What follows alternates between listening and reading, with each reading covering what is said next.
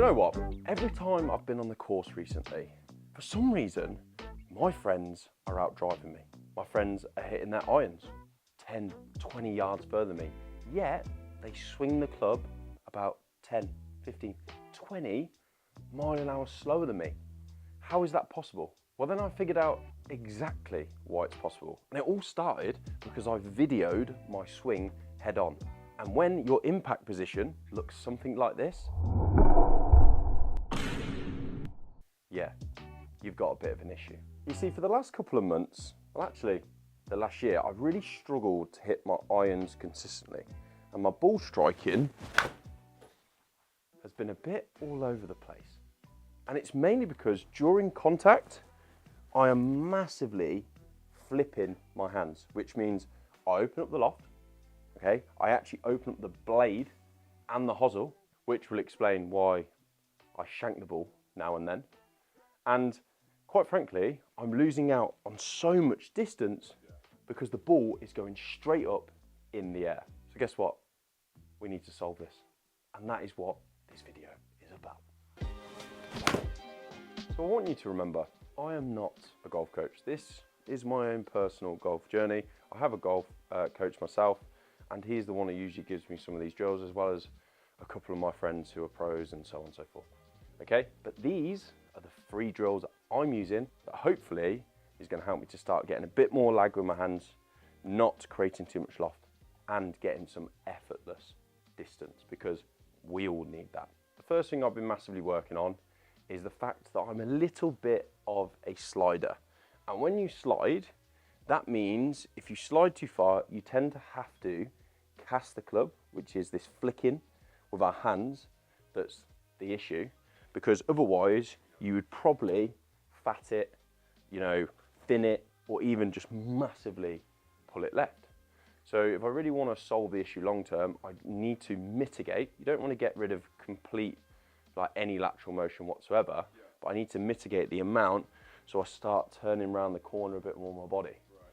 Now the drill that I've been using is literally getting a chair, a stack of golf baskets, all right, and literally just putting him by my leading foot. Yeah. So if I'm going here, I'm going to probably put this nearer sort of the back end of my foot. Yeah. And all I'm going to focus on, I'll put it a little bit step away because a bit of rotation's okay. All I'm focusing on is trying to stay a bit more in my position and then rotating through. Now for me, it feels really odd. I genuinely feel like there's a door there and my body can't go where it wants. But over time, I'm going to learn that instead of sliding through like this, okay, I have to turn more around the corner with my swing, and that is naturally then going to mean the club is going to stay more in this position as opposed to this position. Okay, so that's the first thing that I'm mainly working on. For me, I don't do it all session, but I find it's just something I can go to if I feel like I'm a bit all over the place. But as I said, for long drive, you have to use as much momentum as you can, and a bit of lateral movement's good, but too much, that's not what we want. And that's why I've been struggling with my ball striking. So once I've worked on that, the next swing thought, the next thing that I focus on is maintaining my height. One of the worst things people do, and what I've been doing, is when I then go into my backswing, I drop my head and get in this position. And the issue with this is then when I swing down, guess what I do? I come up and look, my club has to extend in order to get to the ball. Because literally, if I stay like this, look how far it is away from the ball, okay? So I actually want the opposite. If anything, I want to try and maintain my head height, if not get slightly higher, and then go down and meet the ball. And that's where that drive and that usage of the legs comes from, to then explode through the ball on the way up. So just a thing for me is, it's and I don't think there's a big drill for this one. You can get someone to hold a club over your head, and you just try and maintain that club feeling on top of your head if you were working with a coach, let's say. But for me, it's genuinely just trying to feel as if I give my head height and I just maintain it all the way through the ball. And it's honestly improved my ball striking unbelievably. I naturally already just rotate more because I'm not down here, so I don't need to slide. And I just find because I'm maintaining that head height and my power, I've just got then more usage of my legs through the ball. And even with that shot, look, with a 7-iron, 131 mile an hour ball speed, 101 club speed, like, and that was just my standard hit, 180 total. It's not bad. It's a lot better than what I've been doing, which has been this flare out shot, and better yet, it's got my nice powerful draw that I've massively been struggling with, so we'll take it. All right, a little bit of a pull, but we'll take it. So number 3 is similar to number 2 in the way it's not so much a drill. It's not something you can just massively implement. It's more of a feel.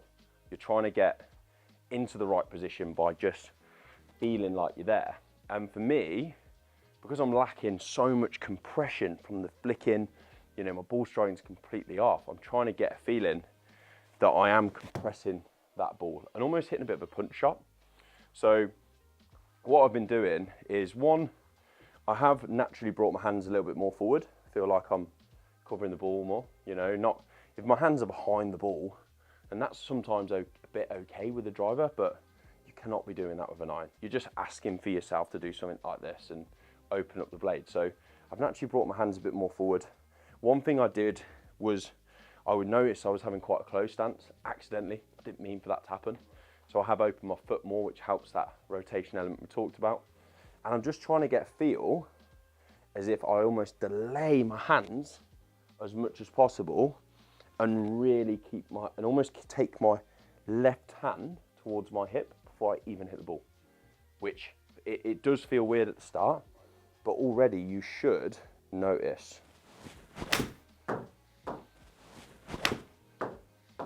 massive differences in terms of like just distance. So look, I've only hit that 118 ball speed, which isn't, it's like 12 mile an hour slower, but I got a total of 170 and a bit of rollout, all because, look, I kept the ball actually below the end of the screen for once, you know, and that genuinely is how I'm gauging it. When I'm going on the range, I'm just looking at the height of which the ball goes, because I know if I'm compressing the ball more, one, it sounds completely different, way more crisp, but I just know it's naturally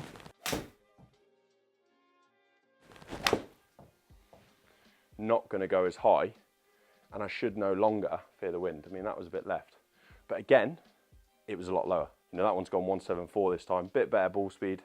It wasn't probably the cleanest strike, but I already know that I'm starting to get in a more penetrating ball flight, which is not only good for my golf game, but when I get into long drive contests, I know that I'm going to be able to hit a better ball flight, better spin rate, and ultimately hit the ball further with actually not even swinging any quicker.